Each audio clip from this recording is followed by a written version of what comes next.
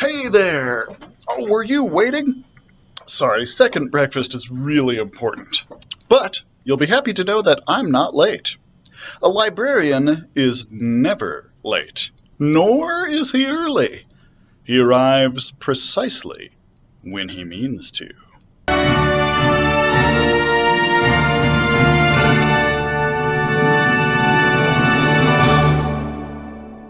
Hey everyone, it's Mr. Aaron. Welcome to Book Babbles Middle Grade Edition, where we're celebrating a super important holiday this week.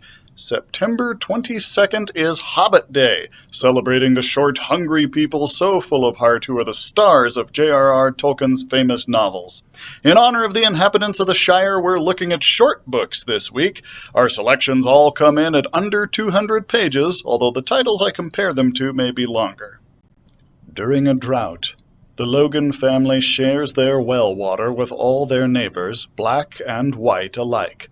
But David and Hammer find it hard to share with Charlie Sims, who torments them because they're black.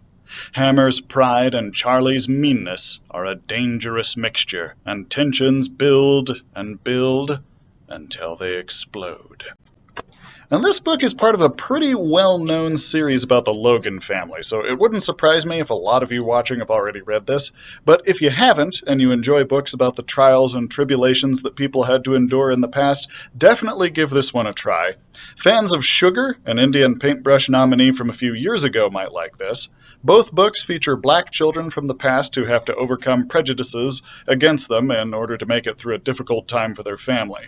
Also, if you enjoyed Esperanza Rising, about a wealthy family in Mexico who are forced to immigrate to America during the Great Depression, consider picking this one up.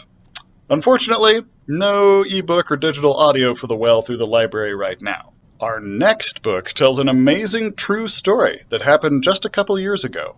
Let's have a look. On June 23, 2018, 12 members of the Wild Boars soccer team and their coach were exploring the Tum Luang Cave complex in northern Thailand when disaster struck. A rainy season downpour flooded the tunnels, trapping them as they took shelter on a shelf of the dark cave.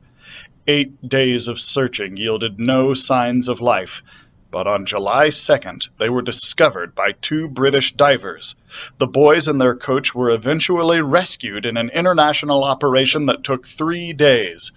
What could have been a terrible tragedy became an amazing story of survival. Now, I don't know about you, I would not like to be trapped underground. Like, at all. That would be fun in precisely 0 ways. But reading about a rescue of people who were trapped underground, that sounds pretty cool.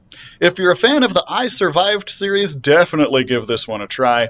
Also, if you like survival books in general, like Peak from Roland Smith or Shipwreck by Gordon Corman, this might be right up your alley. You can find Rising Water in ebook and digital audiobook on Overdrive.